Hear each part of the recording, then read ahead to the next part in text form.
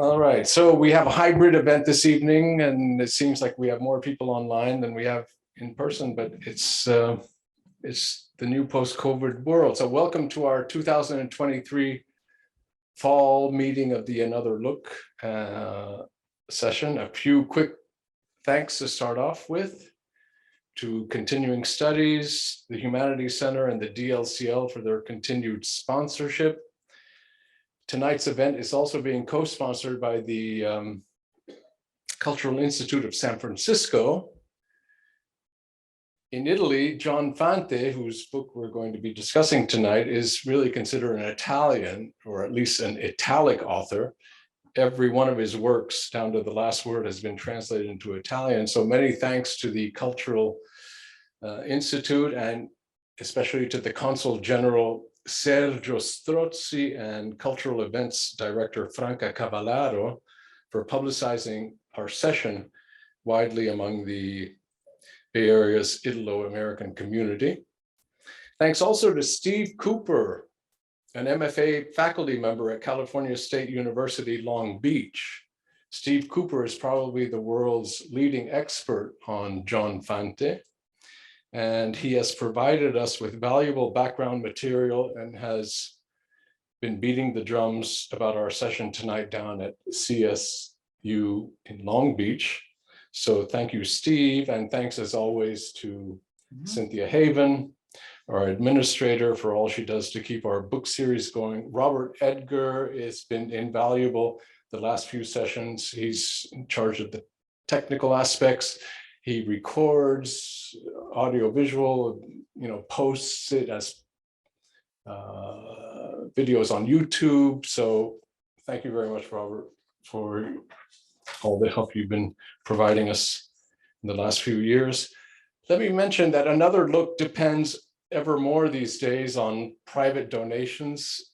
Two donors in particular, Antonia Cross and Mary Pope Osborne, have made generous contributions that will help us keep going for at least another year. So we're very grateful for that.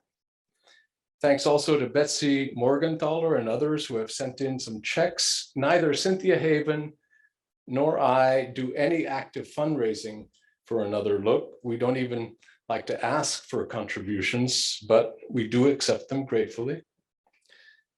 Now a word about you here.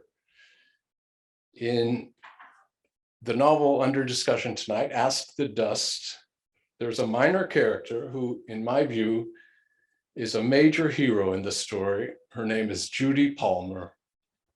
She's the 14-year-old girl at the Alta Loma Hotel, who, as far as we know, is the only person there who reads Arturo Bandini's short story, The Little Dog Laughed, copies of which Bandini had strewed all over the lobby as well as the recreation room of the hotel.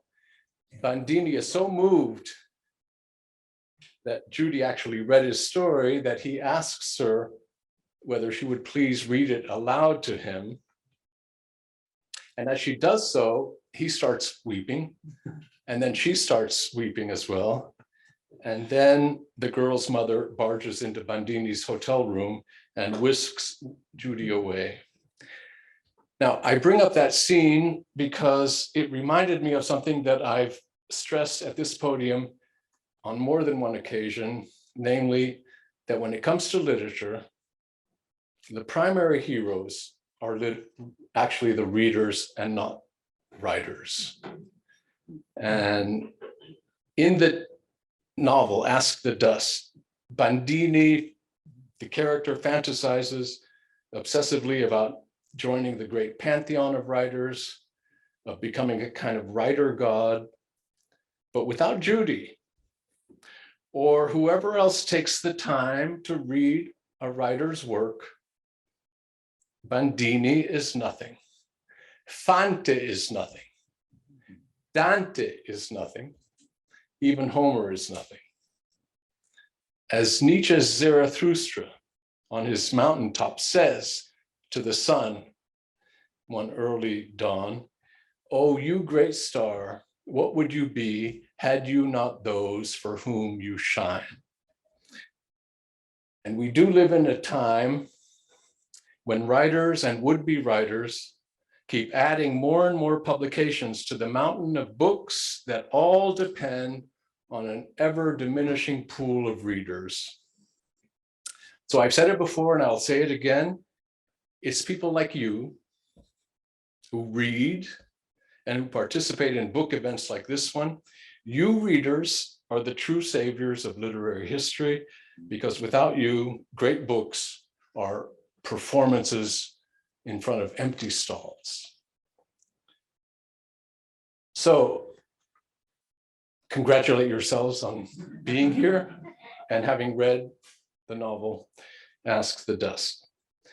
Now, another look over the past decades has put together a very highly diversified list of novels over the years. And I think that the least that one can say about Ask the Dust is that it adds to the heterogeneity of our little canon that we're forming as we speak. And I don't think we've read anything remotely like it in our series yet. I may be wrong, but I don't think so. And it's in some ways a disturbing book, full of jarring and offensive moments that remind us just how racist and sexist America used to be, in many ways still is, even if we're more discreet about it these days than back then, right? I'm sure we'll have ample occasion to discuss these aspects of the book tonight with our panelists, and also about how the novel submits that same sort of racism and sexism to a withering internal critique, right? The main reason we chose this book is because I think it's a superb work of literature, full of subtleties, passion, humor, and depth, not to mention a vibrant style and really singular insights into America. So enough said by way of introduction. I'm sure that you're all as eager as I am to hear our two discussants and what they have to say about the book. We're joined tonight by Tobias Wolff, our own Tobias Wolff, who founded this book series, Another Look, a decade ago, and who needs no introduction here. We also have with us the eminent novelist Terry Gamble, author of scintillating books like Water Dancers and Good Family, and more recently, The Eulogists. These are really wonderful novels. And this is not her first gig at Another Look. She actually joined us a few years back when we read that short novel, some of you were here, I'm sure, called My Face for the World to See, which is also a book that takes place in Los Angeles. No? So Terry, welcome back to Stanford. And maybe you would like to be kind enough to open our discussion of Ask the Dust. Thank you so much, Robert. And it's wonderful to be back. And it is interesting that I've been asked to come comment and discuss two books set in Los Angeles, kind of noirish books in which the female heroine dies. Spoiler alert. And I thank you so much for introducing this book and this writer to me. I was not aware of John Fante, and I was relieved to see it was a slim little volume, thinking that I could just tear through it in 1 or 2 sittings. And instead, I found myself immersed in a world that was captivating, intrusive, compelling, dark, tragic, and hilarious.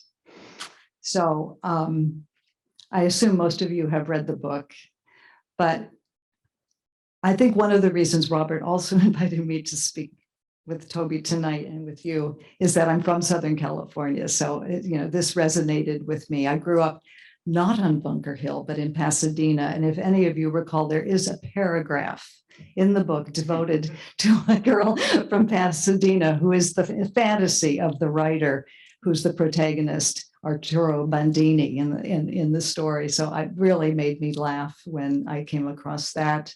Bunker Hill was a place that we drove past to get to somewhere else. So to be immersed and live in that apartment building or that hotel where he lives, where you go in and you go down to get to your room. I think that's so interesting. And he rarely uses the door. He just steps through the window. So that itself is so compelling.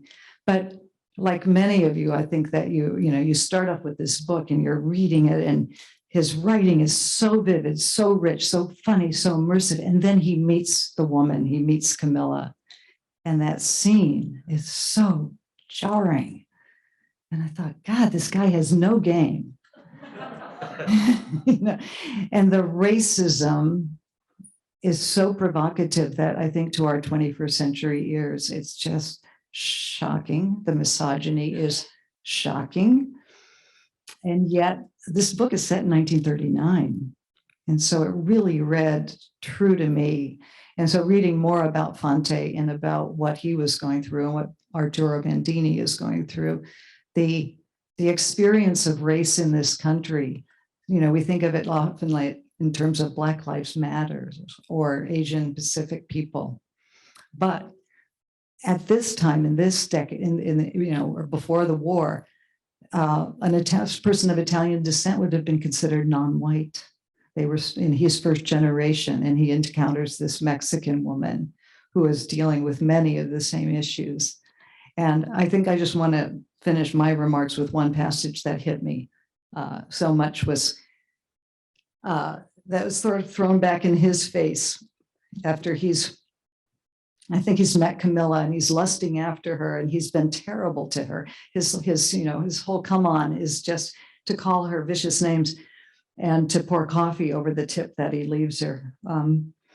But then it ends this chapter. He says, I am poor and my name ends with a soft vowel, and they hate me and my father and my father's father, and they would have my blood and put me down. But they are old now, dying in the sun and the hot dust of the road, and I am young and full of hope and love for my country and my times. And when I say greaser to you, it is not my heart that speaks, but the quivering of an old wound. And I am ashamed of the terrible things I have done. And what writing? So thanks for that.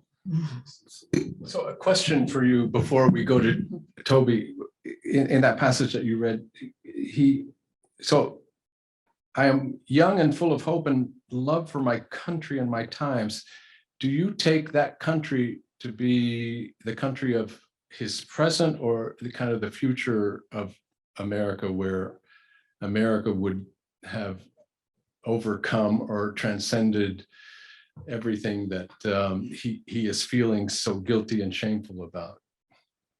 Is it an America that is a real America, or what, an America that hasn't yet come into being? Well, I think you answered your own question. I think it isn't the America that is described in this book, in the America of 1939s. But as you say, is it this America? And it's also like his Italian roots, because he has a sense of them, and he's sort of on a fulcrum. He compares himself occasionally to, well, he's excited about Joe DiMaggio, for instance, as his love for Italy, but it is America. It is this idealized America, and it's not yet there for him. Yeah. Toby, do you think America, before your remark, America is a place you have to muscle yourself into for so many people, in that era and otherwise? I think especially with how nakedly and almost unembarrassedly everybody is concerned to assert their own superiority over. I mean, it's a constant thread in here. I mean, he even stepping into an elevator, he's, the elevator man seems to sneer at people for just saying what floor they want to go to, that is occasion for contempt. And everybody's punching down, I mean, he has been punched down on, he still carries the scar of it. He turns it on to others. man hands on misery to man, it deepens like the coastal shelf, right? As Larkin writes. It is definitely it's a wound that he carries and that he almost compulsively inflicts on others, and especially on Camilla. His language with her, his treatment of her, is all eloquent of his own injury somehow. I love what you said about our literature being enlivened by the attention it receives, by reading it. It reminded me of many years ago when I was taking a tour in France and went to Chartres Cathedral, and the guide was leading us through, and the stained glass windows on one side of the cathedral are much brighter than they are on the other side. And though they were fairly contemporaneous, and the guide explained that the side that was so bright and lively was made so by sunlight, that was the side of the cathedral that received light much more than the other, and that kept the colors alive. And in some way, literature is like that. It's that attention that it receives that somehow keeps these things vibrant, our experience of them.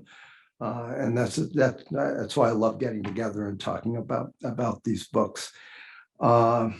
In reading this one, I had not read it before. I took Robert's recommendation on this, and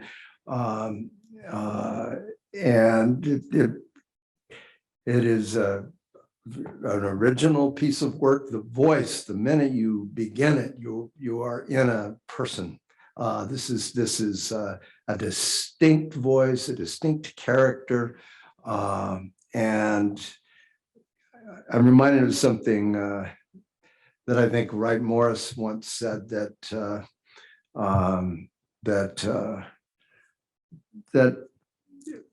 great literature is not so much about a person's struggle with the world outside as it is about the person's struggle with him or herself. That's where the good stuff comes from. And that is certainly true here. I mean, just to pick up what you were talking about, the injury of contempt that he has received as a young man growing up in a racist country has led him to inflict that same injury on others, and also to know that he's doing it, to know that it brings him shame, to be at war with himself over this, and his knowledge occasionally that something he's written, he reads "And the Little Dog Barked." He reads it and thinks, "Oh, this is terrible." And yet at another moment, he's greater than the rest of them, Mencken and Dreiser and all those hacks. He's going to be the great writer, and he knows that he's not there yet. And this creates, I think, part of the tension that drives this and his compulsion. There is also, I mean, that sounds a dark note throughout this novel, but it's not a novel that I mean, I find myself laughing a lot at it. His rather sad self-absorption also takes on at some moments a kind of comical dimension, like when during the earthquake in Long Beach, so gruesomely described. He thinks that's actually his fault because he was having an affair with Vera, right? This is, I mean, God is so concerned with him that he punishes the whole earth for a sin of Bandini. His writing schemes. If I can just read you one thing that I just delighted me. And this is the story that's going to make him some money. Okay. Here he writes, is an idea with money. These steps, the city below, the stars within throwing distance, boy meets girl idea, good setup, big money idea. People have had that idea before. Anyway, girl lives in that gray apartment house. Boy is a wanderer. Boy, he's me. Girl's hungry. Rich Pasadena girl hates money. Deliberately left Pasadena millions because of ennui, weariness with money. Beautiful girl, gorgeous, great story, pathological conflict, girl with money phobia, Freudian setup. Another guy loves her, rich guy, I'm poor. I meet rival, beat him to death with caustic wit and also lick him with fists. Girl impressed, falls for me, offers me millions. I marry her on condition she'll stay poor. Agrees. But happy ending. Girl tricks me with huge trust fund the day we get married. I'm indignant, but I forgive her because I love her. Good idea, but something missing. That's worth I think it's a great for me. idea. Yeah. I mean, I just love that. And that is a story that he might well have written too. Yeah. Don't you think? Don't you think it's because it's a story conceived as a moneymaker that he Right. can't write it? Exactly. Yeah. And that when he writes a letter without any awareness of publishing it to his editor, he kind of dashes it off. He has no idea that he's written a brilliant short story that he gets $175 for. Right. And Right. I think that's the difference between him and Sammy. Sammy, who writes, the cowboy. So the only thing he's interested in asking Bandini about is about money and how the editors are paying. Exactly. I also love that his editor's name is Hackmuth. Right. There's some great names in here too. But also to your point about the self-absorption too, is that, he is always thinking of himself as a writer. He's always thinking of like, I have to live life. He's very young. He's like a 20-year-old. And he's saying, I need experience. And so anything and he really undergoes some incredible experiences, including getting some meat out in the San Fernando Valley. That is a scene worth reading. But during the earthquake, he's describing it and he's getting more and more lurid about how he's going to tell everybody. And he goes back and he embellishes, like, I pulled people from buildings and out of pavement, they were being crushed. And then he's thinking, and I'm hoping I don't use too many adjectives. And then he's in his sort of, he vies for Camilla's attention with Sammy, who is this aspiring writer who is a hack, and he says, oh God, and he uses too many exclamation points. It's like the worst thing you could say about somebody. Mm-hmm. But I do think that this whole the theme of contempt being afflicted upon and then turning around and punishing someone else is very enlightening. I also found, and I don't know how others read this, but I felt so much for the woman, Camilla.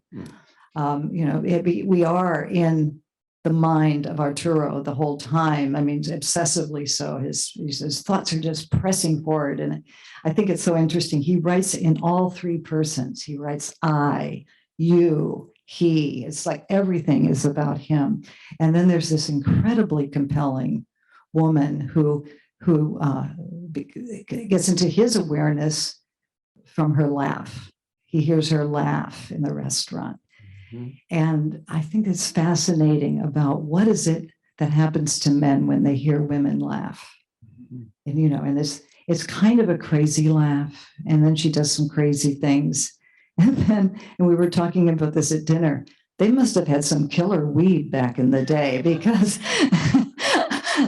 little did I know that marijuana, I knew it, when we were brought up to here, it was the demon weed, but it seemed incongruous with that particular drug. I was thinking, he must be talking about methamphetamine or heroin, or, I guess this predates crack, but it seemed like she lived she takes him to, it seems like a crack house.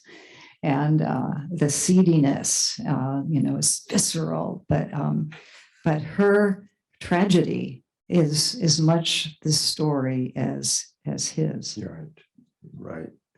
Yes, one of the things that was just almost at the horizon of our awareness as we're reading this, because he is so self-enclosed almost, is the story of Camilla just being almost beyond, you just feel the tragedy, the real tragedy of her story beyond this story of him that he is continually telling, and she emerges as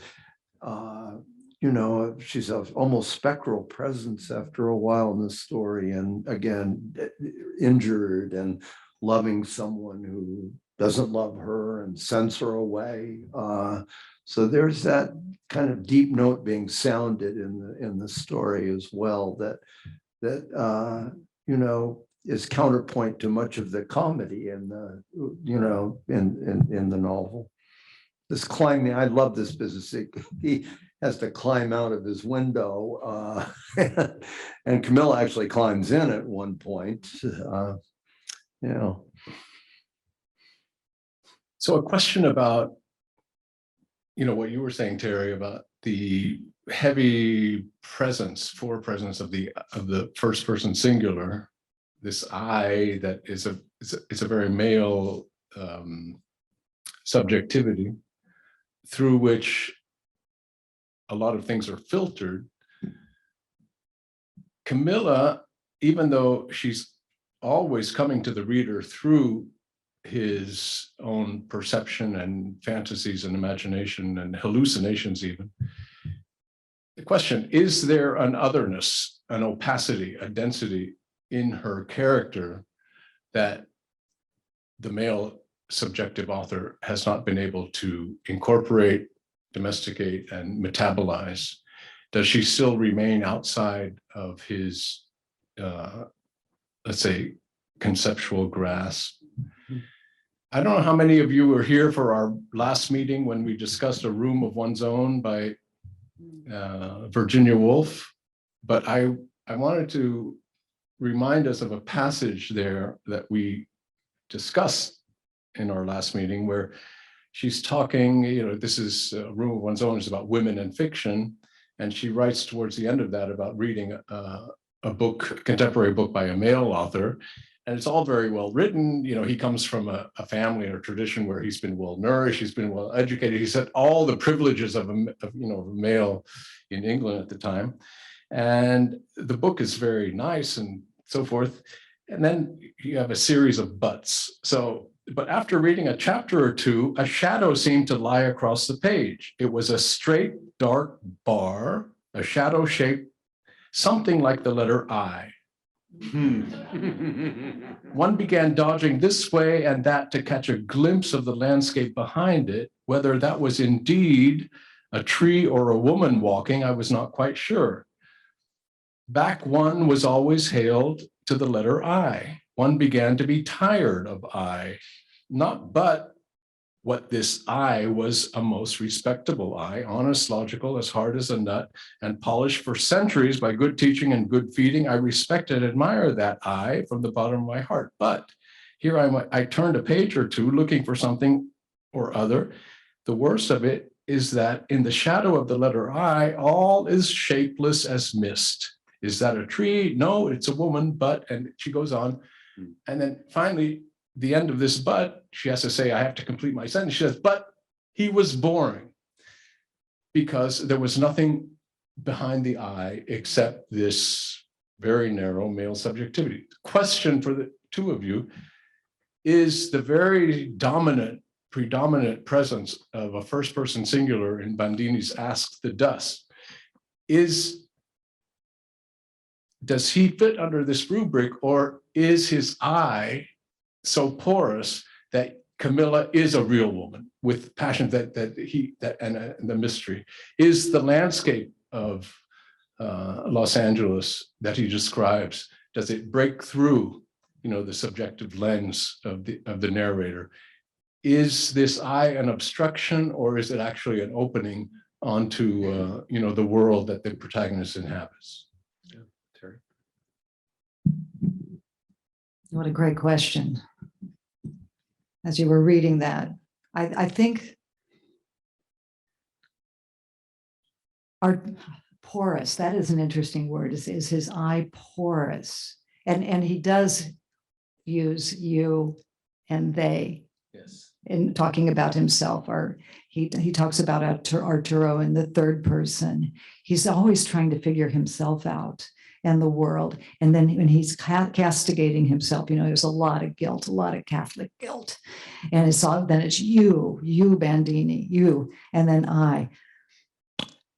Camilla read as very fully fleshed to me. But he kept it within the limits of what his character's empathy had the capacity for. If she had been more real, if he had felt more empathy for her, he would not have been real as a character of the time. So I found that his appreciation for her, he was compassionate, but he wasn't empathetic. He couldn't quite see her.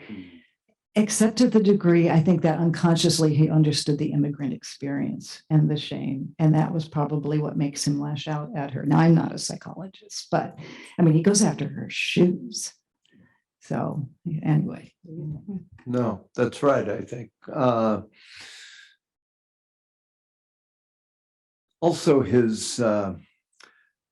he somehow extends his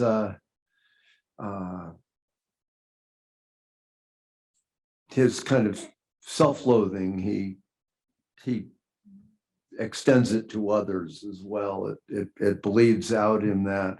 But somehow or other, I do think that beyond that eye, we do see the world outside there. I think, for example, that his picture of LA is very vivid here, and in some ways recognizable, not because it's cliched, but because others have seen some of that too. There's a scene here when he's back in his room one night. He says, I remember that night in my room, the lights of the St. Paul Hotel throwing red and green blobs across my bed as I lay and shuddered and dreamed of the anger of that girl, of the way she danced from table to table and the black glance of her eyes. That I remember, even to forgetting I was poor and without an idea for a story.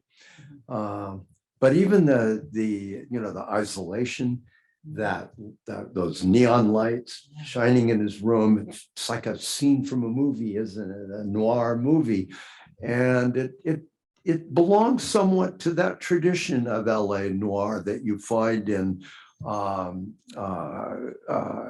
say James M. Cain, his novel, The Postman Always Rings Twice, which is actually set a little outside it, but partakes of that atmosphere. Nathaniel West, Day of the Locust, that same sense of these nameless, searching people who have flocked to this place in search of some kind of paradise, who are soured by the futility of that search and kind of turn on each other, become almost dangerous at the end of that novel. Raymond Chandler's LA has got a certain relationship to the one that Fante describes here. And more recently, James Ellroy, his novels, LA Confidential and others. So it belongs to a certain tradition as well. I thought it was so interesting, though, that it turns out actually Fante was working for a studio and he was doing some writing, and was getting fairly well paid and couldn't believe that people were being so deferential to him because he was so young and he was Italian, which was, I guess, a thing. That was a thing. But the book, in the book, he, with all of his grandiose fantasies, he never refers to aspiring to have any of his writing made into a film. He never mentions that. And, whereas, if you think of Fitzgerald, The Beautiful and the Damned, or others coming to create something about wanting to break into the film industry. But it was, I think you're correct, it was so cinematic. Although a quibble, LA's not that foggy. Yeah. Yeah, and speaking of LA and the people that I think chapter 6 is a crucial chapter because it's the chapter right after he has been perhaps the most offensive and insulting to Camilla. And he takes a step back and revisits his own upbringing in Colorado, where he had been subjected to the same sort of offensive kind of abuse by what he calls the Smiths, the Jones, and the Parkers of the world. And he confesses to this deep hurt. And every time he feels hurt, and he mentions that liberally, every time he's hurt, he lashes out, mostly at Camilla, right? And there he speaks about those same people who had been insulting him as the ones who had uprooted themselves. That's his metaphor. They left their drugstores, their companies, or whatever to pick up and come to the place that was supposed to be the kind of Eden, which is Los Angeles, Southern California, and the whole promise of that. And of course, they're there dying in the sun. They're all drained of something that they have. They're rootless, and it's so I think this points to a major theme of homelessness, and where is an American really at home on this continent, which is what Ezra Pound called a half-savage country of America. And here, I think the metaphor, I would just suggest that flowers play a certain kind of symbolic role in general, that Camilla is a Spanish word also for the camellia. There's, I have a quote about, so when Bandini returns to LA after he had rented that house, this is the American dream, no? He's finally got $500, he rents a beautiful house, it's Laguna Beach, or where, is it Laguna Beach? I think so. And Camilla has her little dog, a kind of stand inside. The house has a fence. This is the American dream. But of course, it doesn't work out that way. I think in large part because he makes a huge mistake by when he discovers her stash of marijuana, he throws it down the toilet. And I think from that moment on, she wants to have nothing to do with him, because he has deprived her of what he himself had perceived in her as being a free creature who really belongs to the hills, the ocean, the sky of the West, this free Aztec princess. And, marijuana would have been her connection, psychic connection to this transcendence of the land, which the white developers and these false dreamers have tried to create a very false paradise here. So after she has fled from the house, he returns to LA and he says, "My God, here I was again, roaming the town. I looked at the faces around me and I knew mine was like theirs, faces with blood drained away, tight faces, worried, lost, faces like flowers torn from their roots and stuffed into a pretty vase. The flowers are what, the colors draining fast. I had to get away from that town." So LA all of a sudden becomes a place where everyone who has flocked there with their tacky polo shirts and their sunglasses have been drained of the blood of their roots. And so this sort of homelessness, I think, becomes a condition that helps us to understand what someone like Camilla, who has, in his imagination, a more native connection to the very land itself, finds intolerable in terms of living within the confines of a little apartment or that kind of thing. So, and by the way, the flower also, it's a gray flower, which inserts itself between them in that scene on the beach where he cannot actually have sex with her because something gets in between them. And he calls that a gray flower. Yeah. Another aspect I think that's sort of interesting in here is his fraught relation to his religion. Yeah. And I wanted to ask you about that. and he has some conventional memories of growing up Catholic and all that sort of thing, but his real God, in the place on the wall where a picture of Jesus for a religious person of his upbringing might be, there's a picture of Hackmuth, the editor. And indeed, he waits for Hackmuth's missives like Moses waiting for the tablets. And he has created a new religion for himself, and he does consider himself a priest of that religion, the writer. And the romantic self-conception, even religious self-conception of himself as a writer, is, of course, hilariously undercut by what we actually see of his life and what he's doing. And yet somehow or other, he maintains this ideal the way the sinner maintains the ideal of the idea of oneself as saved or redeemed in some way. But there's both a comic and in some ways a touching dissonance and attachment there that's I think played out beautifully in the book. Yeah, I just would say he actually apologizes to God for being an atheist. He's praying to God, saying, I'm sorry, I'm an atheist. But if you'd read Nietzsche, you'd be an atheist. Yeah.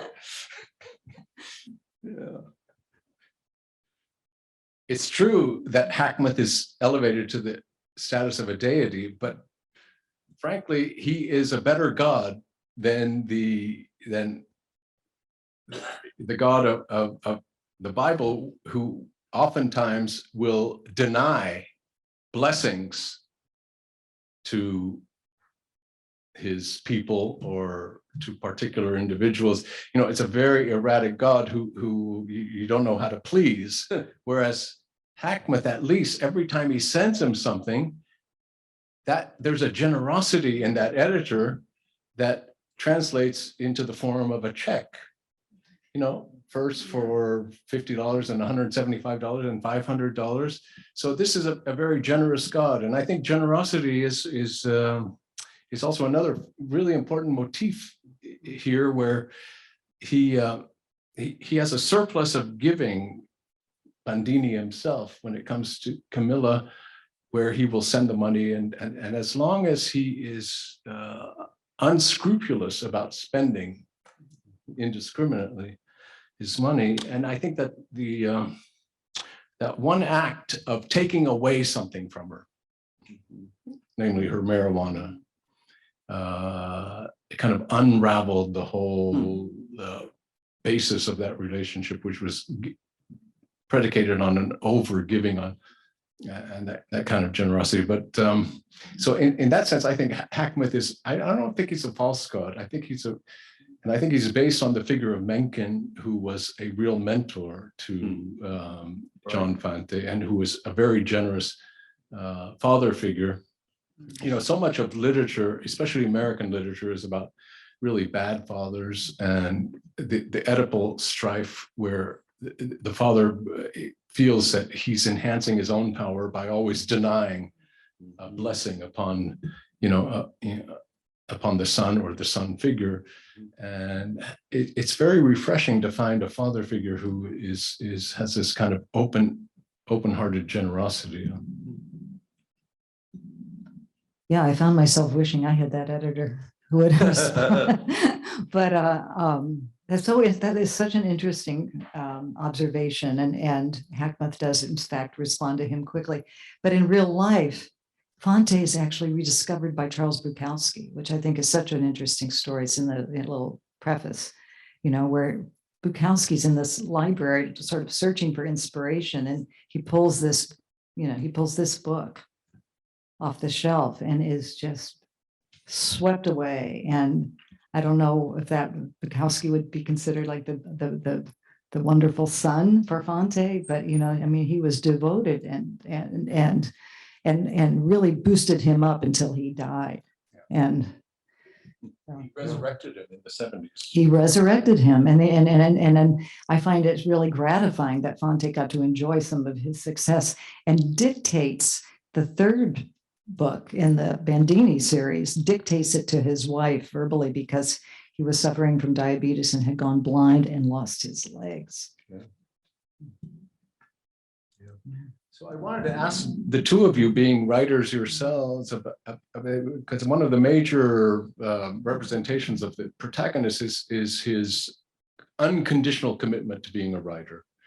Everything seems to be filtered through that persona. Mm-hmm. And when he receives not even the acceptance of his novel, but even I think before that, it's a telegram of acceptance, and he says, I'm quoting, "I let the paper float to the carpet. I just sat there. Then I got down on the floor and began kissing the telegram. I crawled under the bed and just lay there. I did not need the sunshine anymore, nor the earth, nor heaven. I just lay there happy to die. Nothing else could happen to me. My life was over." This is the closest thing to redemption in the Catholic sense of it that you can have. And that is the writer's sense that he or she has no other purpose than to have brought into the world, a work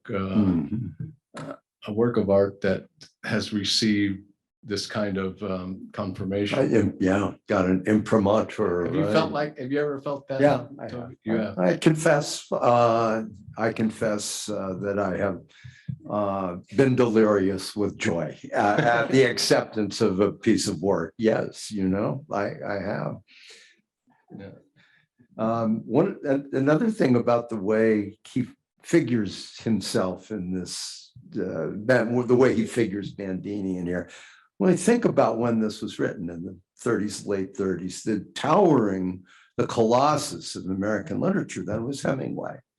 And think of it as a kind of counterpoint to that picture of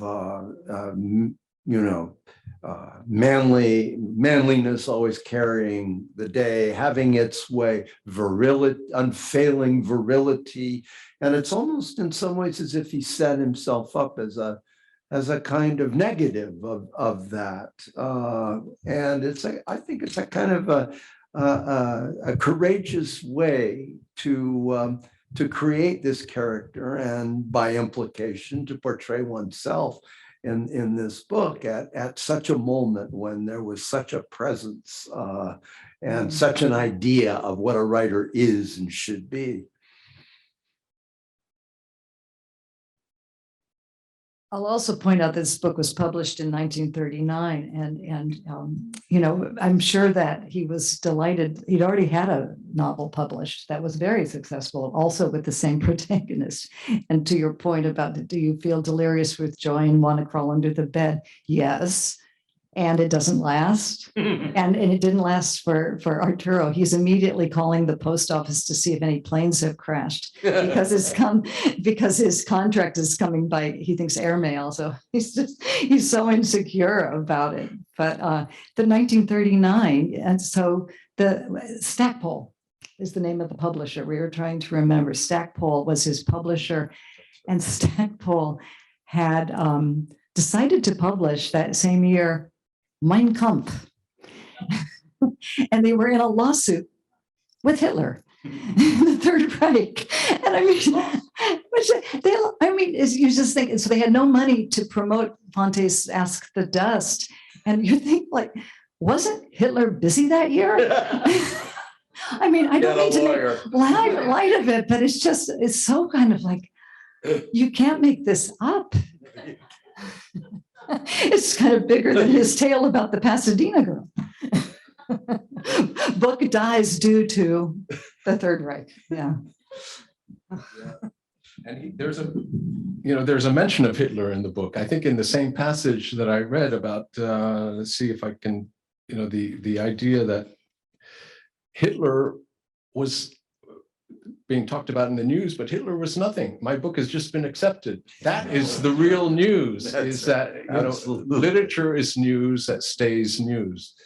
And Hitler is news that's going to just go into the past. Right. So I had another question I wanted to ask you, but so about drugs, whether there's some way in which the character's intoxication with his own writing vocation serves him as a drug the way marijuana would serve as a drug for Camilla, or I don't know what other, I mean, that guy next door, his alcohol, alcohol, and also meat. You were speaking about meat as a very important thing. God. But again, he has a thing for meat and butchery, because probably he came from one of those regions of America where farming and meat was really a part of daily life, and he's been detached, he's been severed from that. Yeah. You don't have to respond. Yeah, I don't know. Being a writer is a drug. I mean, he certainly feels like he's on amphetamines through much of the book. It's just but he just drinks sort of watery coffee and then occasionally gets drunk with Hacksmith and with Camilla. Well, at this point for me and writing and Fante, I would echo what that woman says in When Harry Met Sally, when a woman is faking an orgasm at a neighboring table and she says, I'll have what she's having. Okay, I'll have what Fante's having. If I could use that drug right now. Anyway.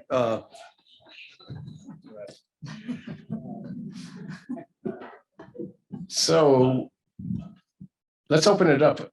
There are a lot of people here that we would like to get involved in the conversation. Yeah, Cynthia, do you have the mic on? Yeah.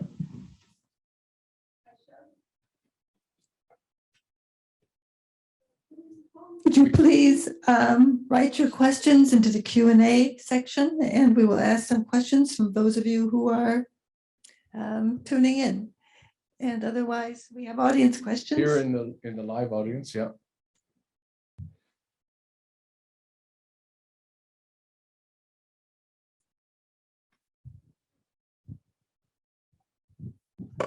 I'd like to have a discussion about Vera Rifkin.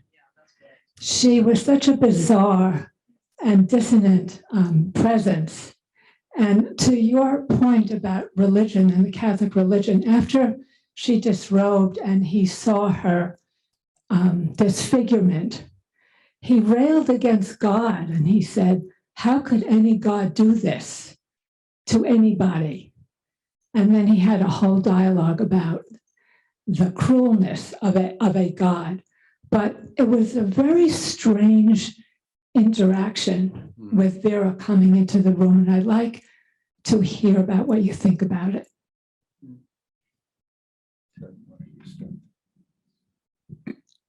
Yeah, thank you for bringing up Vera. In fact, I mean, she is the subject of his novel in the end, right? I think he writes about her. Again, like so many instances in this book, they just catch you by surprise. I mean, it's so like these random encounters and actions. So Vera just appears in his room. And how would we react to somebody appearing in our room? But he just kind of makes room for her and sits there and kind of watches her. He's a little nervous, right? And she's clearly intoxicated, as I recall. But then she invites him. She says, "You must come to Long Beach."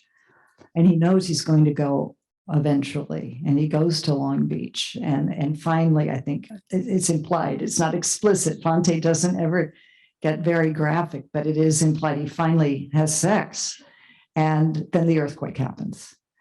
So think about, so of course, correlative events. it's with all of his guilt, and then buildings are tumbling down.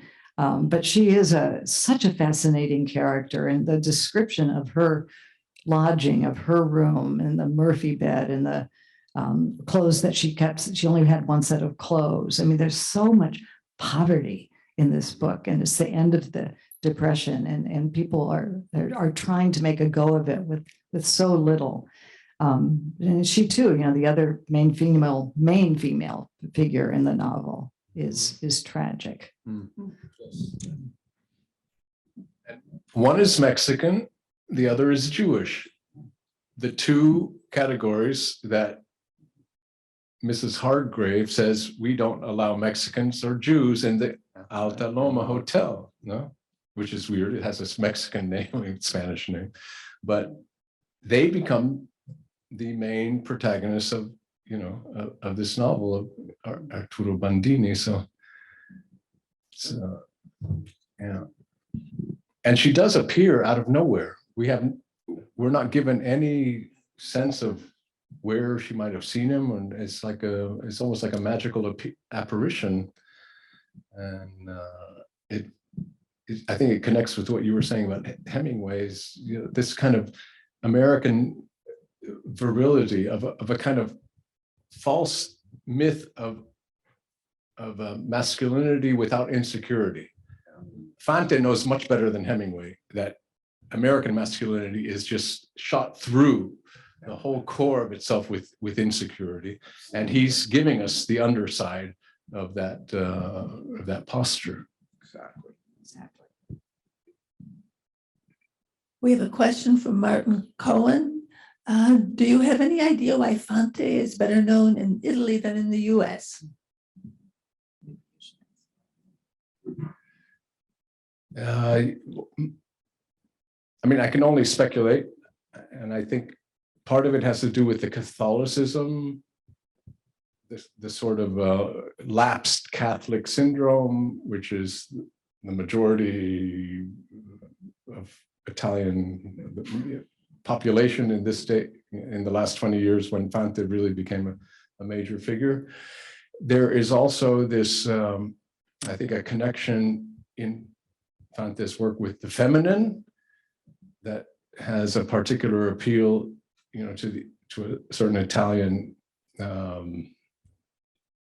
psychic,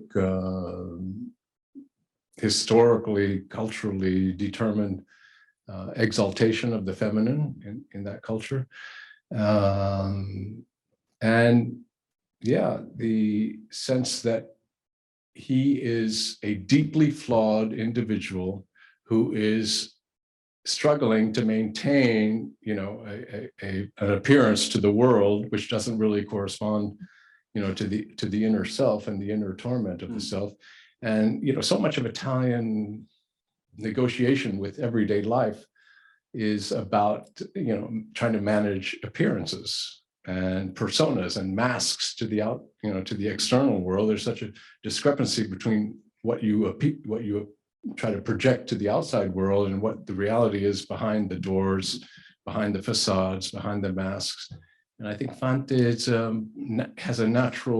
plugs in naturally to that sort of sensibility. We have a We have a related question from the audience here.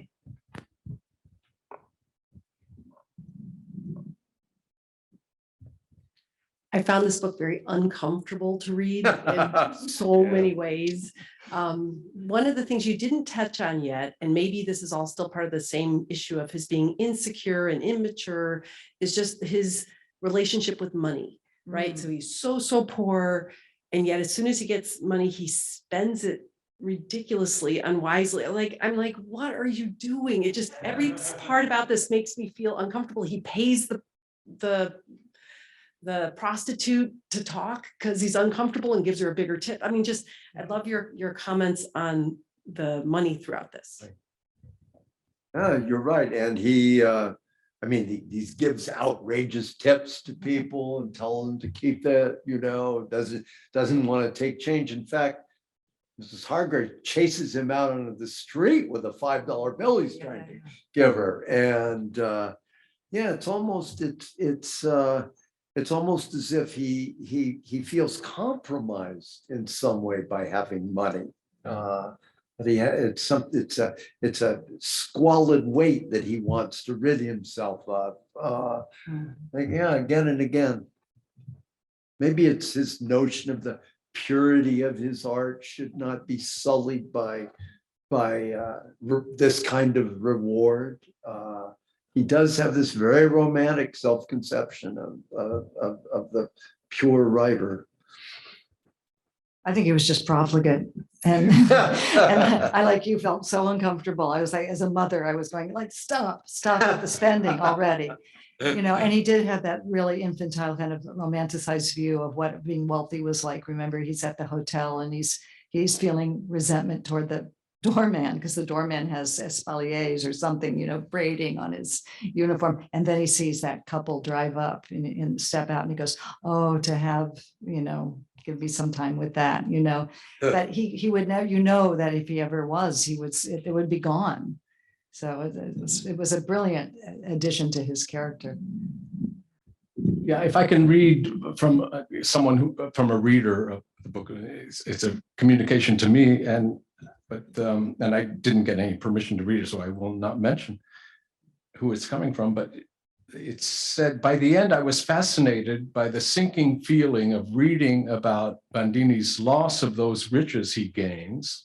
It's quite an indictment of the reader, or at least of this reader, that one feels some horror and dread that he will run through his money so quickly, for after all, he mostly loses it by being generous and righting wrongs of various kinds. So, as in any fairy tale about goodness, the more he loses, the more he gains. By making us identify with possession, we are the losers. I suppose reading, this, let's see, that because his career is dependent on the particulars of his failures, success is disaster only when it remains success. So there's something about that which maybe plugs into the psychology of what the writer's success takes place at a different level than the ordinary success of the mundane success of the world. Cynthia, you have another question from our online audience?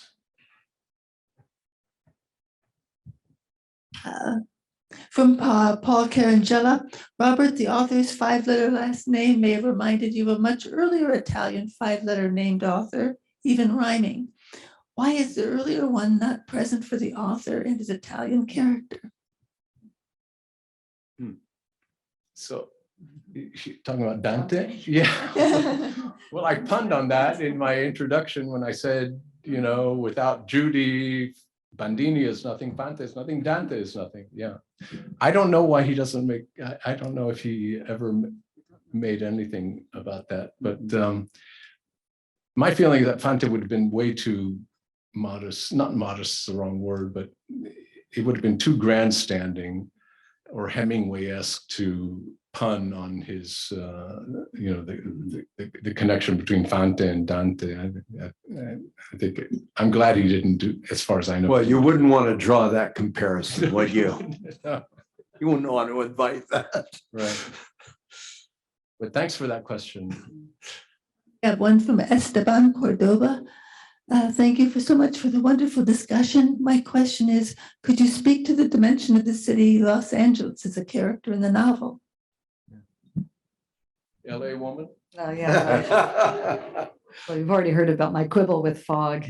Smog, yes, fog, not so much, not that far inland, but I think he wanted to evoke the noir feeling of the novel. But yes, I think that what I started underlining, and maybe others did as well, how many times the word dust is mentioned.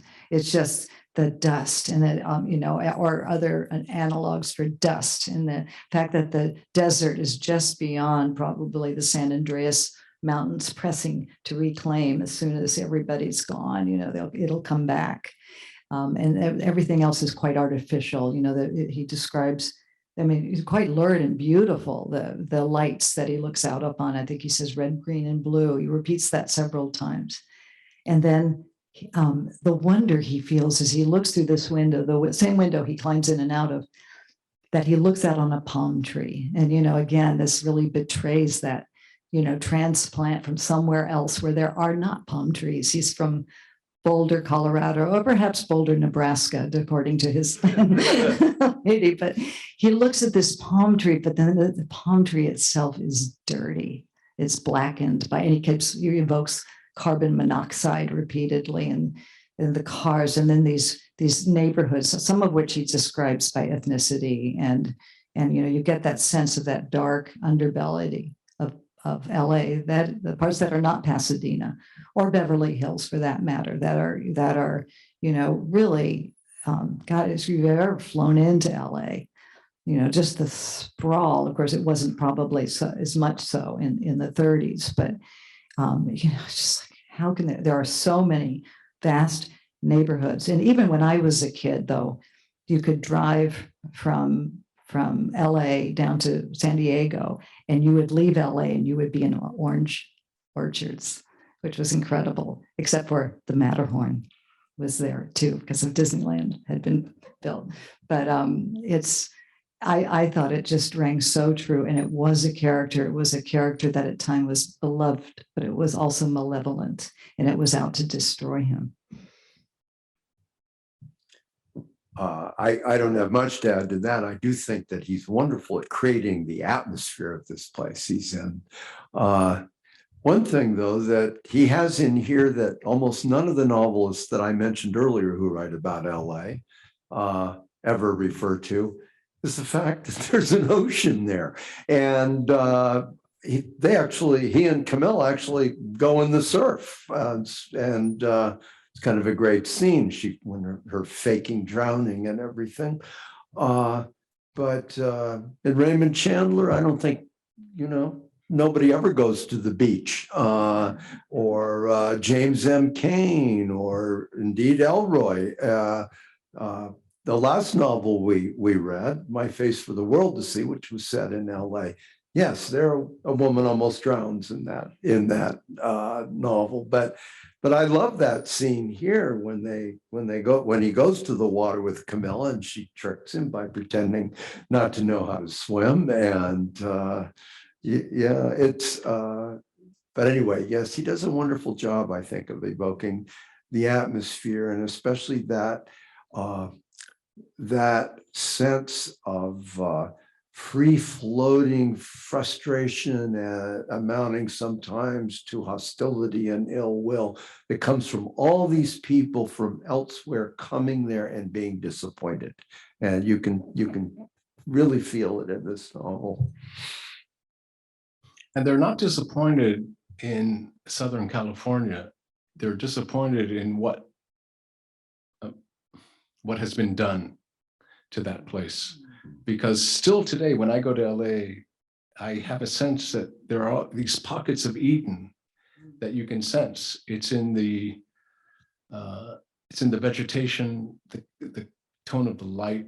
There's plant species, ocean skies, and you just have a very palpable sense that this was absolutely a paradise. And then you look at what has become of it, or you say that what kind of revenge has been wreaked upon this place. And it seems to me that Camilla is someone who's represented in the novel as having this kind of genetic connection to the land, the seas, the sky, And even her shoes, even though they're the object of such derision by Arturo Bandini, but without those shoes, she's not nearly as enticing and alluring and real in her Aztec kind of representation as she would be otherwise. I mean, when she wears those white shoes with the high heels, it's really pathetic and tacky. Yeah. And it seems that when Bandini had to decide how he's going to end a novel like that, having her kind of wander off into the desert seems symbolically absolutely the right choice, is that her apartment is nothing but a prison. Her bar, the Columbia Buffet or whatever it's called, that too is a prison. That there's an openness there and a promise of paradise that is always, as you were saying, it's always being disappointed. And the people who are drawn from elsewhere are also, on the traces of that promise. And somehow the tragedy is that it could have been, but it's not somehow. Yeah, that's LA. It strikes me as you talk about these people coming from all over and facing this disappointment, which is so palpable, but also what's palpable for me in every single character that you meet is the longing. Right. Just this deep longing that is not fulfilled, that's not met. The dreams are not going to be coming true if they were long for it. Well, the characters who have the longing are still alive, and it's Bandini, Camilla, maybe many of the other people are represented as having given up, as having accepted their disappointment. No, those people, the Smiths and Jones and Parkers, who go into the movies and they come out in this blind and their faces are all pale. It seems like they have given up. They came because of a longing, but that longing has been desiccated under this pitiless sun. And that's why I think that this book is not. It's not a downer. It's not a book about dejection. There's something uplifting about the fact that longing is still very much, it infuses the narrative, in my view. I may be overly biased in that regard.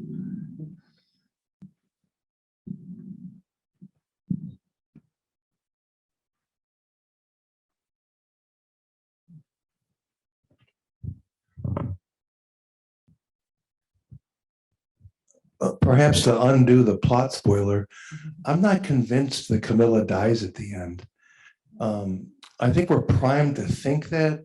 The desert has certainly been described as a place of death, and the narrative leaves off with her wandering into the desert, which of course is going to be life-threatening. But we did, and Bandini, I think, believes that she's died, but we've seen her trick Bandini before at the ocean, where she pretended to be drowning and she hadn't. And Camilla, if anything, is a survivor, and I think it's possible that she pulled a disappearing act and got out of it. Or maybe I just want to think that. I love that. Yeah. I'm going to go with that, because and was she in her huaraches when she leaves? I just, that one of my funny quibbles with the book was like, how did she get to Sammy's house? She doesn't have a car. She's just there. I don't know. So my question, because we focused on the car so much, her little convertible, and then that's gone. She's lost everything. So she, Sammy says she's gone that away. It's basically southeast, right? So which is toward Mexico. And so then I think that experience, I love I think more importantly is the experience of Arturo trying to go out and seek her, find her. And then what he finds is ridge after ridge after ridge, that it's infinite of ridges, and whether she lives or dies is almost irrelevant. She's gone back, she's free. To Robert's point, she's free of her prison. And then I love, and then again, spoiler, but he tosses the book. Again, there's just so many things that struck me as so sort of funny in the midst of tragedy and longing, to Catherine's point. And and disappointment and all of these incredible emotions. But does Camilla still live? Possibly. Maybe one more question if we have. We have a couple more. Okay. Before agreeing that Fante is a major, this is from William Chase. Before agreeing that Fante is a major figure, it might prove helpful to recall that the larger and greater literary context within which we can imagine him figuring.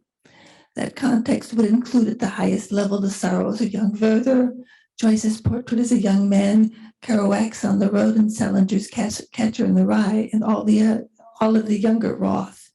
Shouldn't literary criticism honestly and calmly praise Fante for being the minor figure that he is? I don't mean to denigrate, but to define.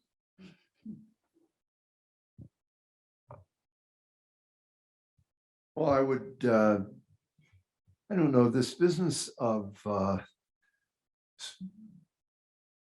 deciding who's minor and who's not so minor and who's great, not so great. I just appreciate this book for itself, and he does, of course, as Bill Chase points out, belong to a community of writers, and it's a community that stretches across time. People with the concerns that he's writing about. I would also have added, say, Huckleberry Finn to that list of books that he gave.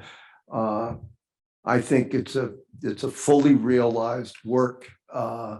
And it gave me delight to read it, and where exactly he sorts out in the celestial bodies, I don't know, but I just like this thing in itself.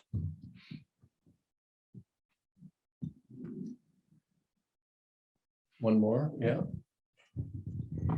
Thank you. Of course, the book he throws into the desert after Camille is an inscribed, autographed first edition.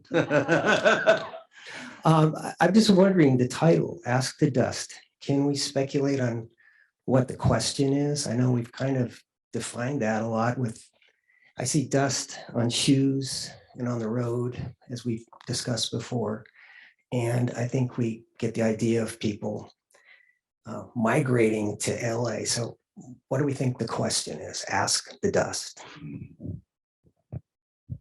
Well, apparently the title comes from a Knut Hamsun novel where a character is in love with a woman who gives him nothing in return except misery and heartache and so forth. And the narrator says, why was he so devoted to her? And I can read the quote, I think I wrote it down in case we needed it. Maybe I didn't. But let me see here. I will. Go to the Google. No, I had to send a text message to myself. So this is a quote from the novel of Hamsun. The other one he loved like a slave, he being the slave. So you have to think Bandini, Camilla. Like a craze and like a beggar. Why? Ask the dust on the road and the falling leaves. Ask the mysterious God of life, for no one knows such things. She gave him nothing. No, nothing did she give him, and yet he thanked her. She said, give me your peace and your reason, and he was only sorry she did not ask for his life. And that's amazing. We were talking about this generosity, about he would have been, I mean, the most sublime thing would give everything that he could give. And that's where holding on to his money, is not really something that would go with the ethos of this infinite, what Kierkegaard calls the infinite passion. And infinite passion is an all-giving thing. And so when you ask that question from the point of view of common sense, here Hamsun is saying, well, ask the dust on the road or the falling leaves or this mysterious God. We don't know the answer to that question. And I think it's interesting that he took his title from that passage. Yeah.